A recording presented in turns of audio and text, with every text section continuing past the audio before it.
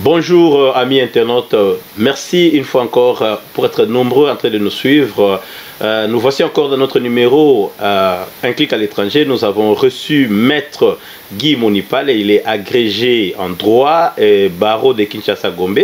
Et il est en Australie, il est expert en droits humains et il est human rights activist, comme on dit, activiste des droits humains. Il est ici en Australie avec nous. Bonjour Maître Guy. Bonjour Denis. Ça fait quand même longtemps que vous êtes ici, vous n'êtes pas prononcé. Peut-être c'est par rapport aux occupations sûrement. Bien sûr que oui, vous savez, lorsqu'on fait un déplacement de là où nous étions et on vient dans des pays comme ça où on est habité par moments des réalités, alors vous comprenez qu'il faut d'abord s'imprégner de l'environnement. Il y a les enfants, il y a les responsabilités familiales et tantôt ça nous prend un peu beaucoup de temps, mais sinon on est là. On est là, nous essayons de continuer à travailler dans notre domaine. Et évidemment, comme tu as dit là-bas, je suis un activiste et on essaye de voir dans quelle mesure nous pouvons apporter ce qu'il faut à notre population, à notre communauté également. Donc voilà, pour la petite histoire, pour ne pas aller loin. Nous rappelons à nos internautes que Maître Guy est des nationalités congolaises comme nous-mêmes. Et ici, on parlera de la République démocratique du Congo. Et Maître Guy, de prime abord, quand peut-on parler de l'état de droit, son effectivité dans un pays aussi longtemps que le chef d'État, son Excellence Félix Tshisekedi Tshilombo, a prôné l'état de droit. Nos internautes voudraient un peu plus ne pas avoir trop de confusion. Ils veulent savoir c'est quoi l'état de droit et son effectivité dans un pays. Merci d'abord pour la première question. Et d'ailleurs, j'avais oublié, je voulais aussi vous remercier de l'opportunité que vous nous avez donnée d'être sur votre plateau. Vraiment, nous sommes reconnaissants. Alors, pour ce qui est de l'état de droit, comme vous avez posé la première question, je ne veux pas entrer dans les juridismes pour permettre à plus d'une personne de comprendre ce que je vais dire.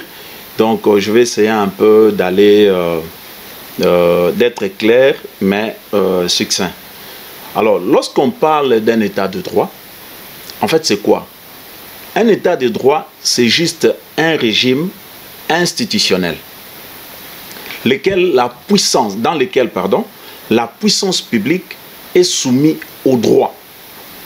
Et ce droit est fondé sur le principe de respect des normes juridiques. C'est ça dans un sens beaucoup plus global. Ce sont en fait l'état de droit. L'État lui-même accepte de se soumettre au principe de droit. C'est ça d'abord la première des choses lorsqu'on parle de ce concept-là, état de droit. Sans cela, il n'y a pas état de droit. Ça, c'est la première des choses. La deuxième des choses, nous avons dans un état de droit, il faudrait que la justice soit totalement indépendante. Parce que on ne peut pas parler d'un état de droit lorsque la justice a une tendance. Parce que le rôle de la justice en ce moment-là serait un rôle d'arbitrage. Alors, tu ne peux pas, dans un match de football, vous jouez entre votre adversaire, vous et votre adversaire, mais curieusement, l'arbitre a une tendance, ça ne va pas marcher. Là, vous parlez de l'impartialité. Oui, donc de l'impartialité, mais aussi vraiment qu'elle soit indépendante, parce que vous, même lorsqu'on parle de l'impartialité, il faut d'abord qu'il y ait cette indépendance-là. Il faudrait d'abord que le magistrat, c'est lui qui est habilité à rendre justice, à faire fonctionner la justice, soit réellement un arbitre au milieu entre deux équipes. Ça, c'est la deuxième chose. La troisième chose, lorsqu'on parle d'un état de droit, il faudrait que la société qui a accepté d'entrer dans cette optique-là, puisse réellement sentir l'effectivité des règles de droit dans la société. Il faudrait que ces règles de droit soient pratiques et qu'elles soient applicables à tout le monde. C'est dans ce sens-là, lorsque nous réunissons les trois éléments, première chose, la puissance publique, représentée par l'État. La deuxième chose, l'indépendance totale de la justice. Et la troisième chose, l'effectivité. Parce qu'on peut avoir les deux premiers éléments, mais si les règles établies dans la société n'est pas effectives, on ne sait pas voir ça, ou bien que c'est seulement appliqué d'un seul côté, ça risque de poser problème dans la société. Voilà pourquoi nous disons, l'état de droit n'a rien à voir avec un procès. Parce que nous avons connu, même dans des pays dictatoriaux, il y a des procès. Vous vous souvenez, le procès à Lama, ça a été un grand procès. Mais est-ce que pendant la période de 2001 jusqu'en 2018 avec le PPRD, doit-on dire que le Congo ça prônait l'état de droit? Non, mais il y avait de procès. Donc l'état de droit n'a rien à voir avec un procès, mais c'est tout un système et l'ensemble de tous ces éléments-là constitue ce que nous appelons réellement l'effectivité de l'état de droit. Ah oui, voilà, merci pour ça, mais en fait, nos internautes aussi, quand ils ont cette confusion, souvent, ils se disent que nous sommes au fait dans quel régime, parce qu'à un moment, on a des régimes, vous les juristes, vous maîtrisez bien ça, nous avons des régimes présidentiels, régimes semi-présidentiels, on nous parle de la coalition, cohabitation, c'est des mots que les Congolais n'ont pas habitués, surtout coalition et cohabitation. Alors, quelle différence pouvez-vous faire entre le régime présidentiel, semi-présidentiel et la coalition et la cohabitation? Comme ça, nous pourrons voir clair dans ce que nous voyons en République démocratique du Congo. Bien.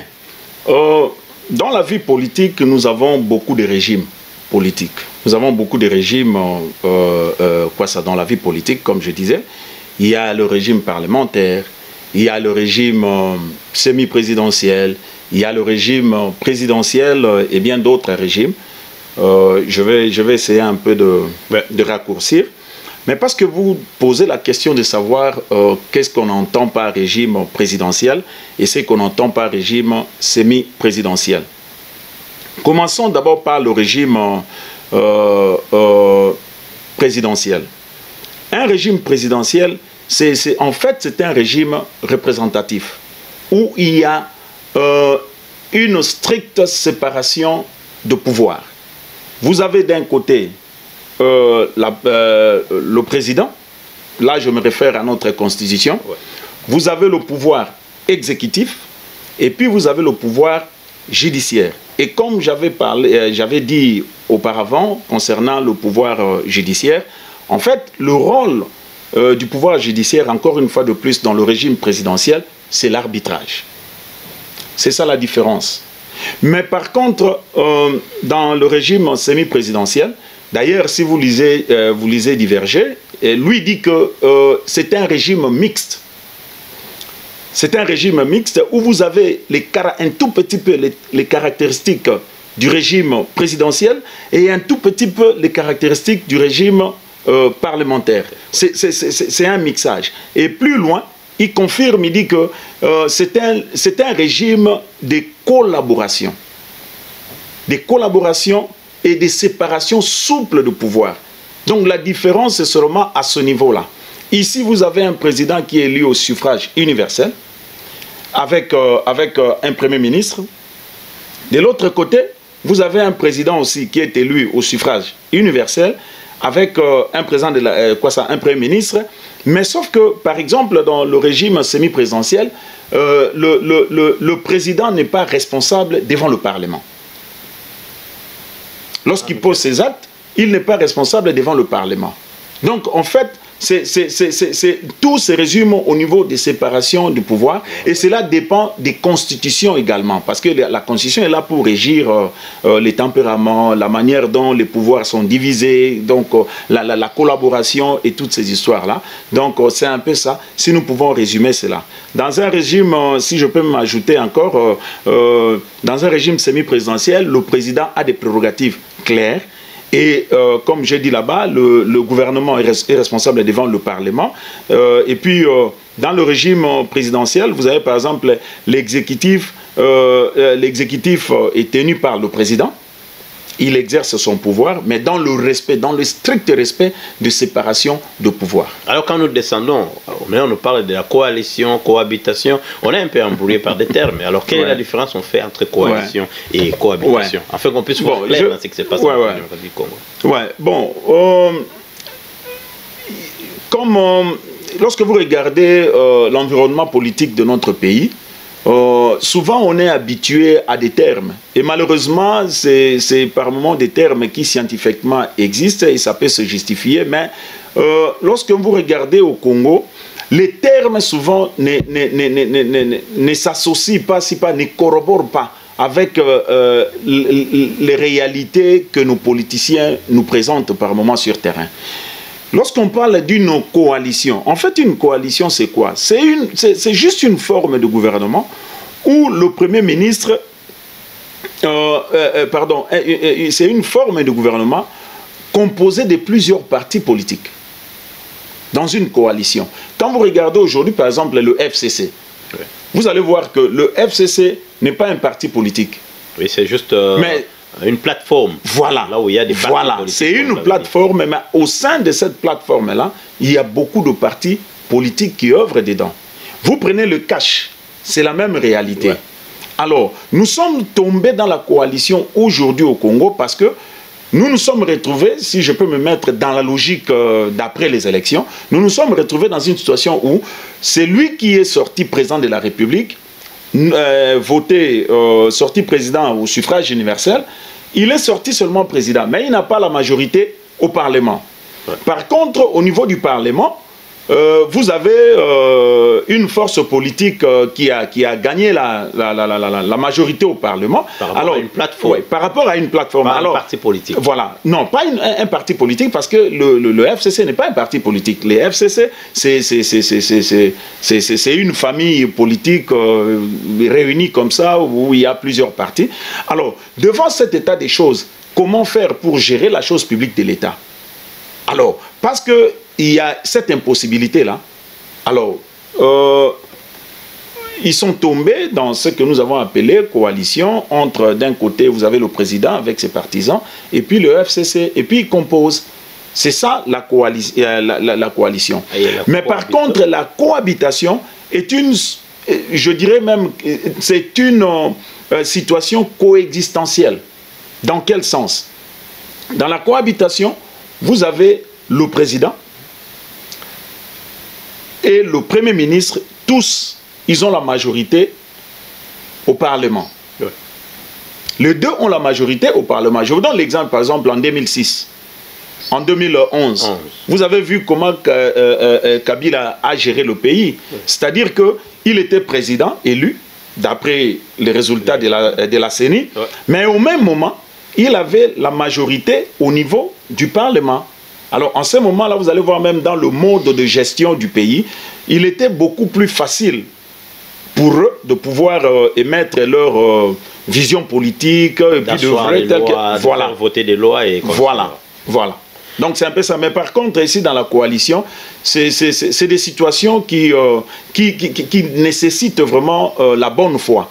Sans cela, c'est la conséquence, je dirais bien, c'est tout ce que nous sommes en train de voir aujourd'hui, où nous sommes dans une coalition, où on ne sait pas s'il faut appeler ça coalition, ou s'il faut appeler ça quoi, donc on nous comprend absolument. Je pense qu'on aura besoin de vous pour un peu plus sur ce point de vue, mais avec l'état des droits, l'état de droit nous a amené des procès, et là le peuple congolais est confus dans le sens que ils n'ont pas habitué à avoir de grands leaders devant le parquet. Maintenant ils commencent à apprendre comment est-ce que les choses se passent. Mais pouvez-vous nous expliquer succinctement les différentes étapes qui commencent par le constat de l'infraction jusqu'à la plaidoirie dans un procès par exemple pénal, comme ça nous allons comprendre comment est-ce qu'au fur et à mesure qu'on va avancer ou évoluer et voir comment le jugement s'est fait. Très bien. Avant d'attaquer votre question, je voudrais d'abord faire si pas renchérir, mais mettre au clair le premier aspect avant que vous ne puissiez poser votre question. C'est que nous devons comprendre que un procès, lorsqu'il y a un procès ou bien un procès se déroule, ce n'est pas ça l'état de droit. Comme je l'ai dit au commencement, même dans des pays dictatoriaux, nous avons des procès. Nous avons des procès. Un procès, c'est juste comment je peux dire,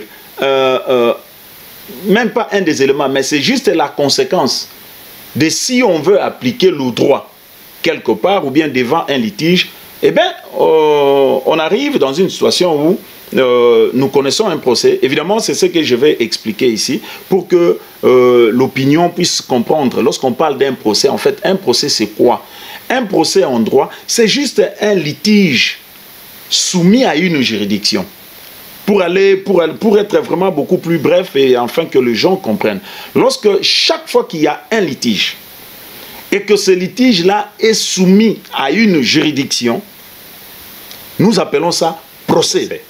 En d'autres termes, lorsqu'il y a un différend dans la société et que les personnes qui se sentent lésées décident d'aller devant un tribunal, c'est ça un procès. Donc devant cet état des choses, toi tu peux amener quelqu'un en procès parce que tu l'accuses au tribunal ou bien tu vas au court en anglais. Moi je peux le faire. Donc eh bien, toute personne peut faire ça. Dans un procès, il y a 3 étapes. Ça, je crois que il faudrait que vraiment les gens comprennent. Oui, lorsque nous parlons d'un procès, il y a 3 étapes. Et pour ne pas m'éparpiller, je dirais ceci, parce que vous avez posé la question, Kamere, c'est un procès pénal.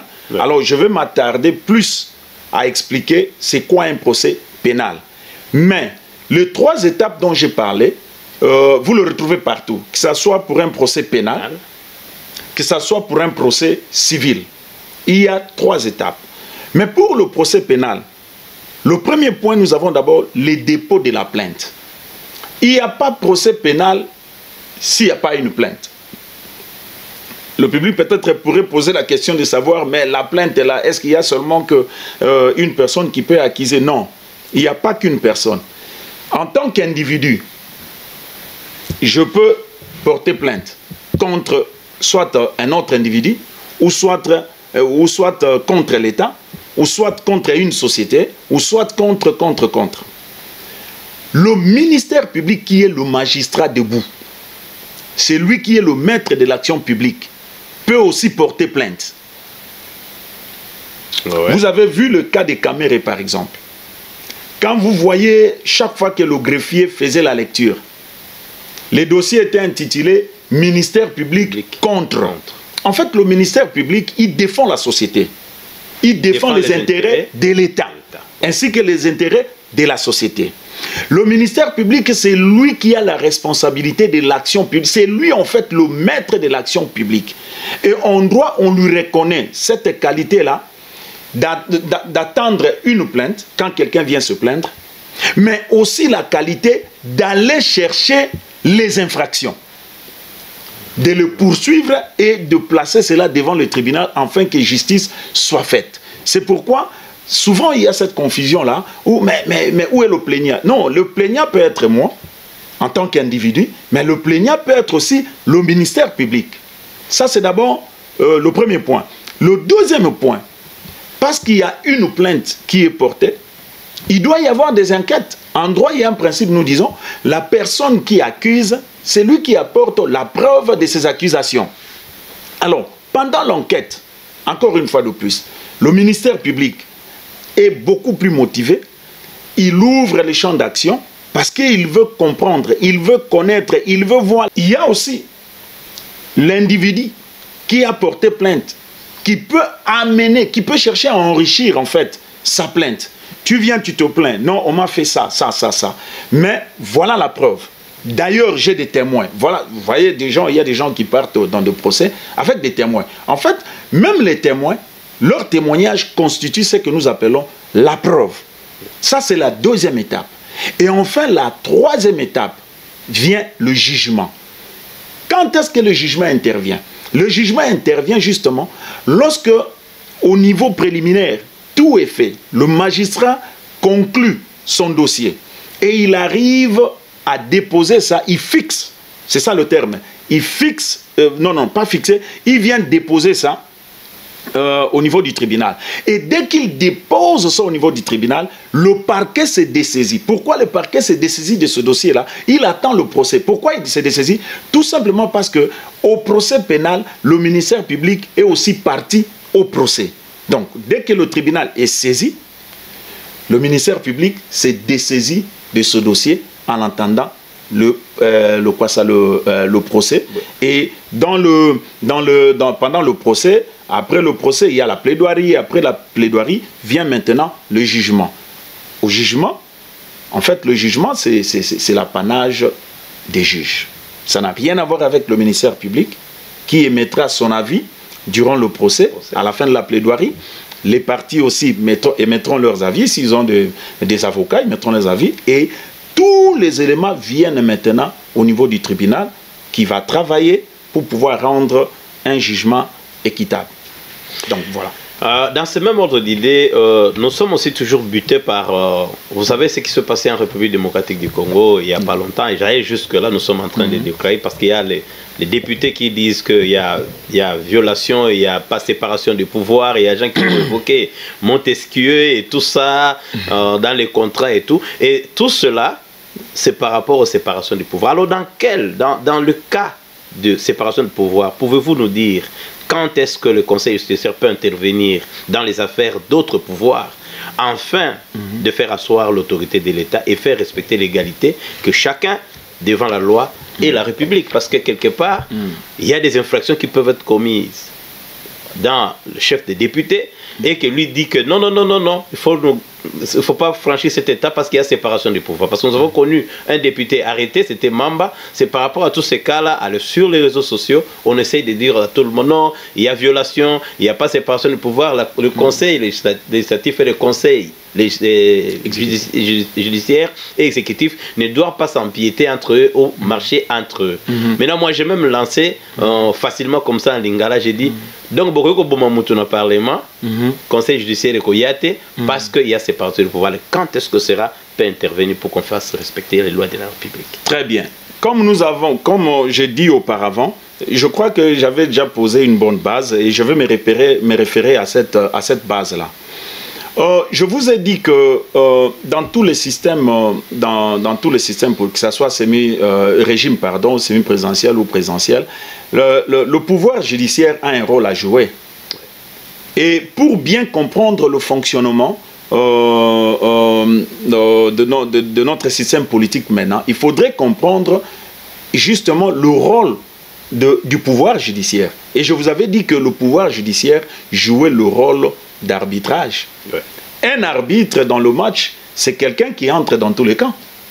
Vous ne pouvez pas intervenir tout en gardant la séparation, le principe de séparation de pouvoir qui est constitutionnel. Mais il est l'arbitre. Le rôle d'arbitrage du pouvoir judiciaire est garanti par la Constitution.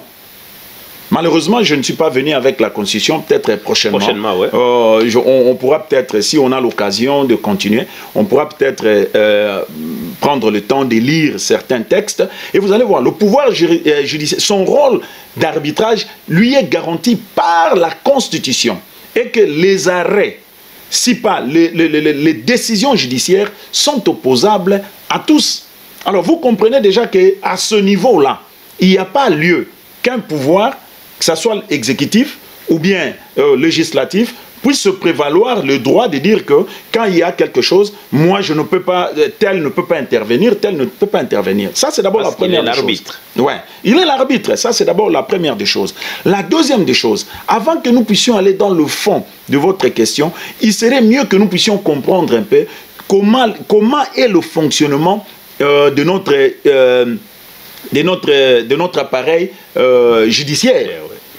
Parce que là aussi c'est un problème, parce que j'ai vu tantôt quand on arrêtait tel député, il y avait le problème du juge naturel, il y avait. Mais si nous comprenons que le pouvoir judiciaire dans une démocratie joue le rôle d'arbitrage, je pense que partant de là, il y aura peut-être moins de débats là-dessus, et puis la compréhension deviendrait beaucoup plus facile. Chez nous au Congo, nous avons 3 grandes cours.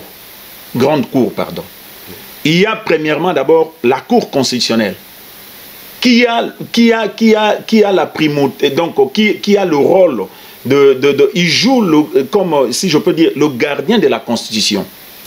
Son rôle, c'est de s'assurer que chaque fois qu'il y a quelque chose qui se passe, chaque fois qu'il y a même avec la fameuse proposition de loi par Minakou, tout et tout, quand vous regardez la procédure même de la passation d'une loi au Parlement, on vous dit qu'il faudrait que la Cour constitutionnelle puisse recevoir le dossier et étudier si cette loi qui veut entrer en vigueur est conforme à la Constitution. Mais la loi qu'ils sont en train d'étudier là pour donner leur avis, mais cette loi-là n'est pas implémentée au niveau du pouvoir judiciaire. C'est au niveau de notre pouvoir. Oui. Mais comment expliquer qu'ils ont un droit de regard? C'est ce qui justifie leur sens d'arbitrage, premièrement. Deuxième chose, nous avons la Cour de cassation. En fait, la Cour de cassation, c'est une cour qui s'occupe de toutes les juridictions judiciaires.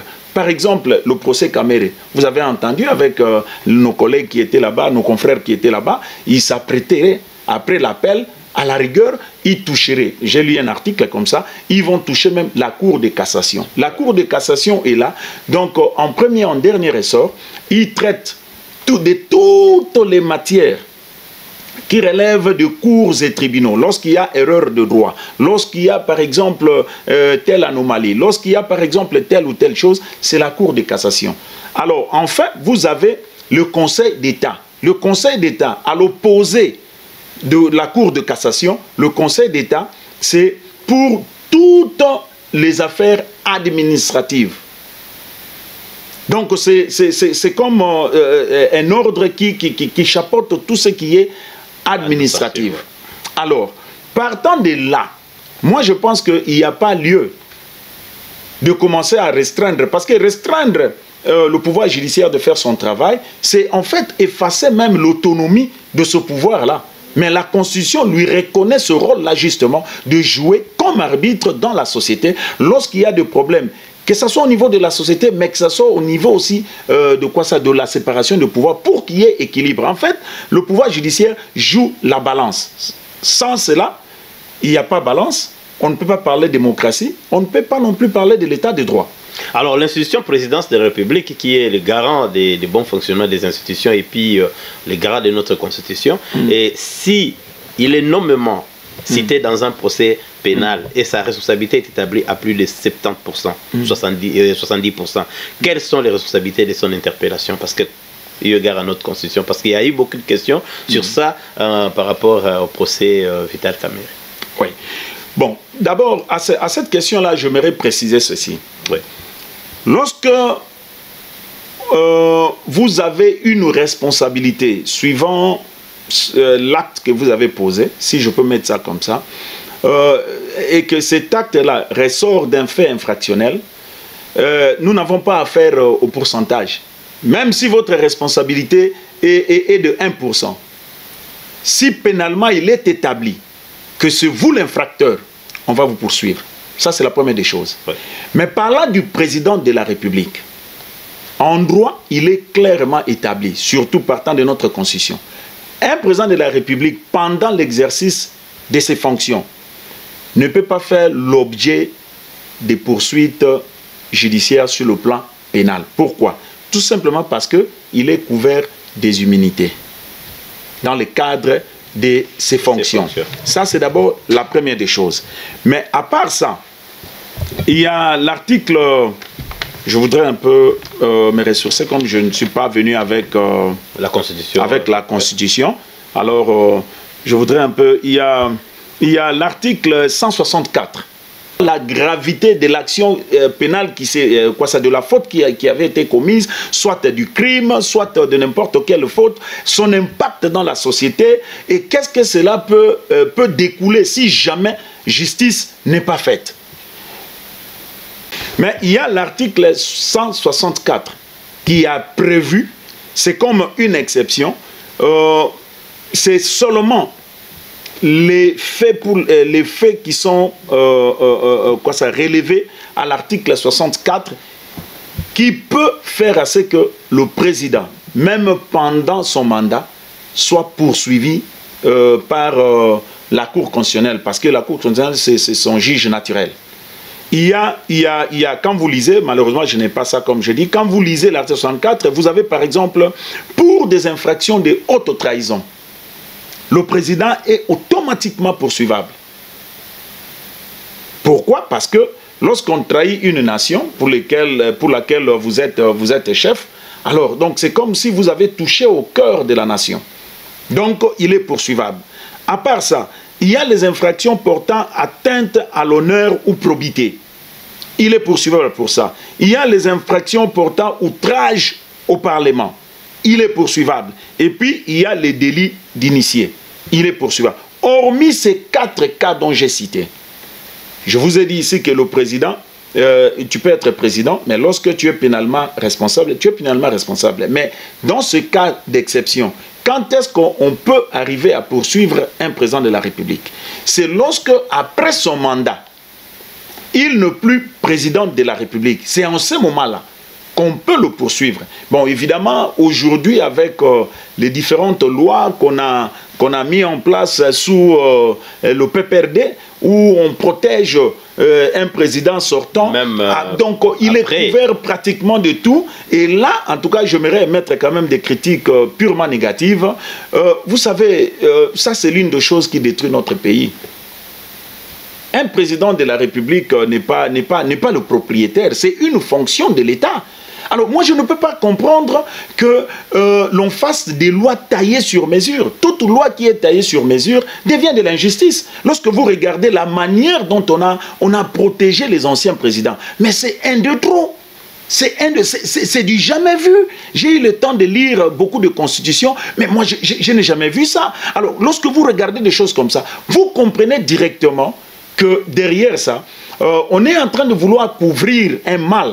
On est en train de vouloir couvrir un système qui était implémenté par un certain nombre de gens, en l'occurrence ceux qui étaient au pouvoir avant, alors ayant peur de toute poursuite après avoir terminé leur mandat, maintenant là qui n'ont pas de mandat, tout et tout, alors donc ils se disent que du jour au lendemain, on peut ressusciter des choses, on peut nous poursuivre. Alors pour ce faire, le Parlement d'ancien temps là, ils se sont mis à à fabriquer vraiment des lois taillées sur mesure. Alors là, ce n'est plus le droit. Parce que quand vous regardez, à l'époque, vous allez vous rendre compte que nous avons commis des crimes, nous avons connu, des crimes odieux.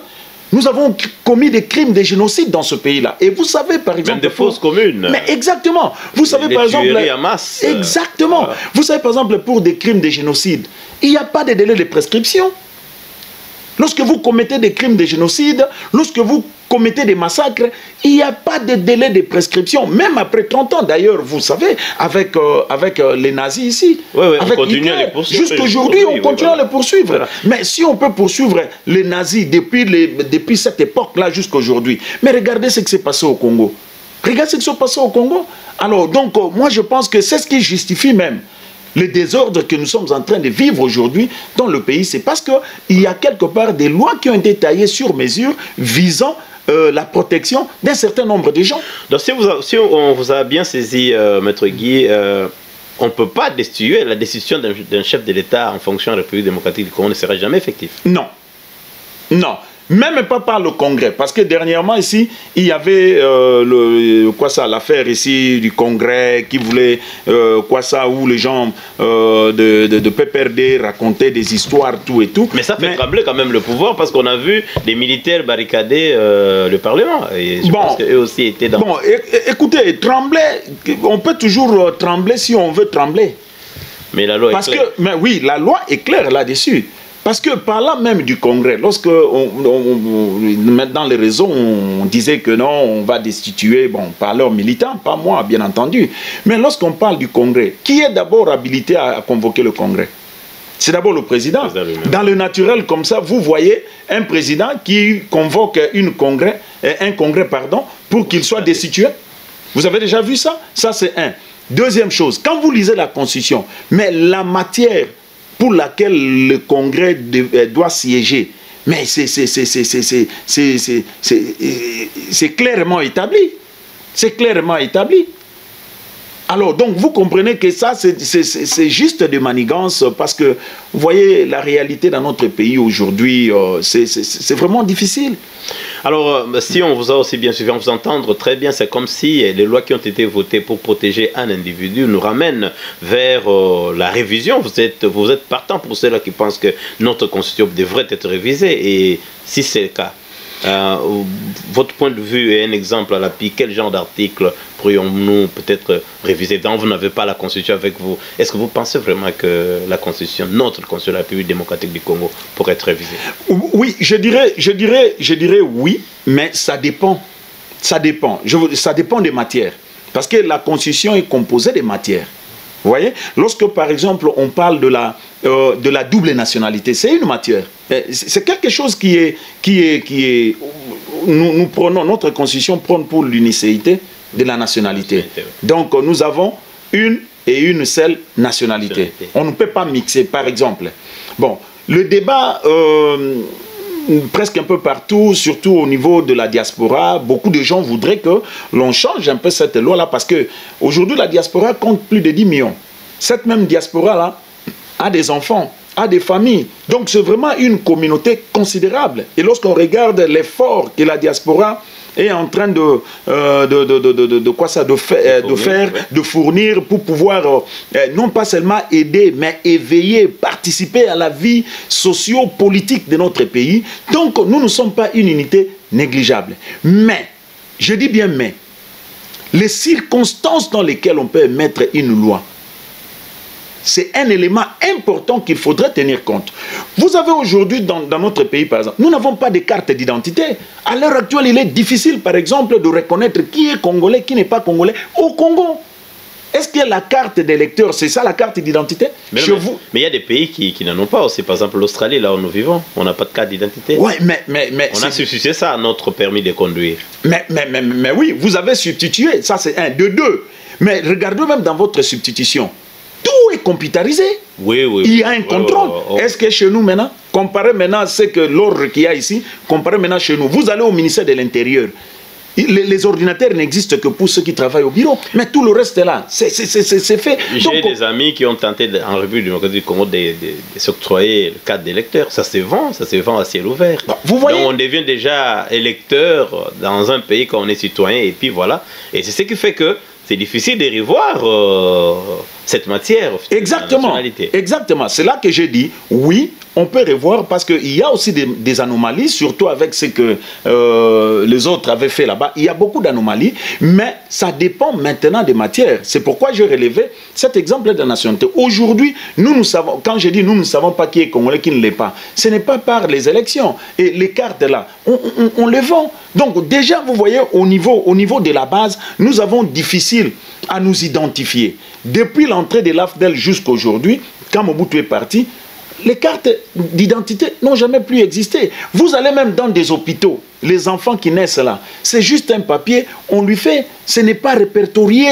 Donc tout est un peu difficile. Alors devant une matière comme ça, si vous dites que vous voulez apporter de modifications là-dedans, donc vous n'allez pas seulement avantager les nationaux, mais par cette modification-là, il y aura beaucoup des intrus et ça risque de poser encore de problèmes. Mais lorsque, par exemple, on parle de la loi portant statut des anciens chefs d'État, tout et tout, mais cette loi-là, pour moi, ça ne peut pas exister. Dans un État normal, ça ne peut pas exister. Regardez même d'ailleurs, au niveau de la remise. Vous savez, lorsqu'on parle de droit, même État de droit, c'est un concept grand. Beaucoup de gens aujourd'hui pensent qu'à partir d'un procès, on peut crier état de droit. Non, mais le droit au salaire, vous savez qu'au Congo, on ne paye pas les gens. Ça fait partie aussi de l'état de droit. Ça fait partie de l'état de droit. Pourquoi les gens n'en parlent pas? L'eau, le courant, l'électricité. Mais l'État, dans son rôle providence, mais il a l'obligation de s'assurer que j'ai mis en place des structures normales dans la société pour permettre à la population, si pas au peuple, de se développer. Mais quand vous vivez dans un pays où il n'y a pas le courant, dans un pays où il n'y a pas l'eau, donc on vous restreint déjà. Donc tout ça là, ça fait partie de l'état de droit. Donc vous comprenez, mais comme je dis aussi, ce n'est pas qu'on va rester seulement négatif. Quelque part, il faudrait que quelque chose commence. Alors voilà pourquoi, me plaçant sous cet angle-là, je pense que je n'encourage pas le procès, mais j'encourage l'initiative si cela peut continuer et toucher d'autres secteurs, lentement mais sûrement, un jour, nous pouvons aboutir à l'avènement réellement d'un état de droit. Alors comment interprétez-vous l'interpellation du ministre de la Justice Tunda par le parquet? Et il a été entendu et mais il a commis un faux. Il a commis un faux. La procédure, lorsqu'il y a une loi, une proposition de loi, mais la procédure là, elle est constitutionnelle. La Constitution dit qu'il faut que le gouvernement émette des avis. Parce que, regardez, quand vous faites des propositions de loi, mais ces lois-là ne doivent être exécutées dans la brousse.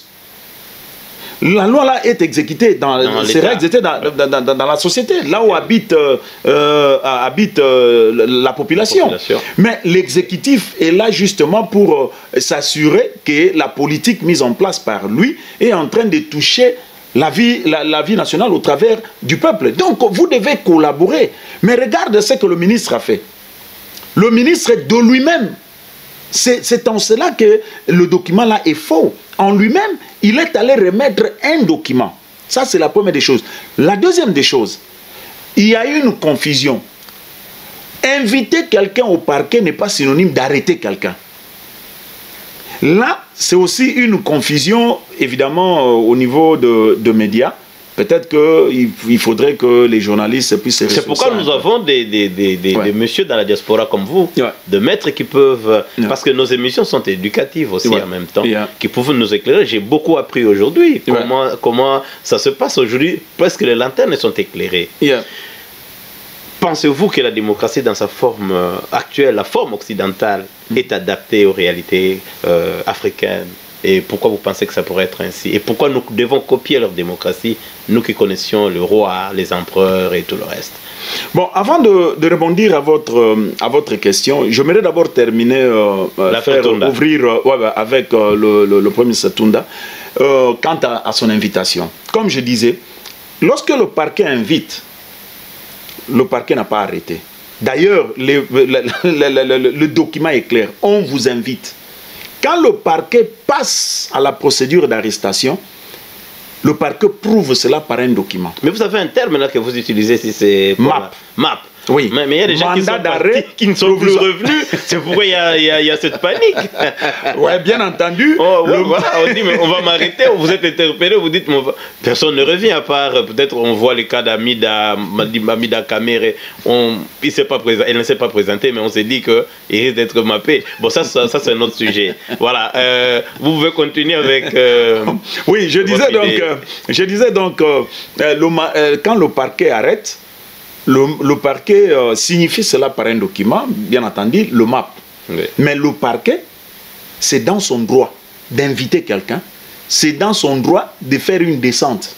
Dans le cas du ministre, il l'avait invité pour l'entendre sur procès verbal. Et vous avez compris, après cela, peut-être qu'ils ont estimé que sa fuite n'était pas à craindre, on l'a laissé. Ça, c'est un droit reconnu aux magistrats. Peut-être que il était invité à titre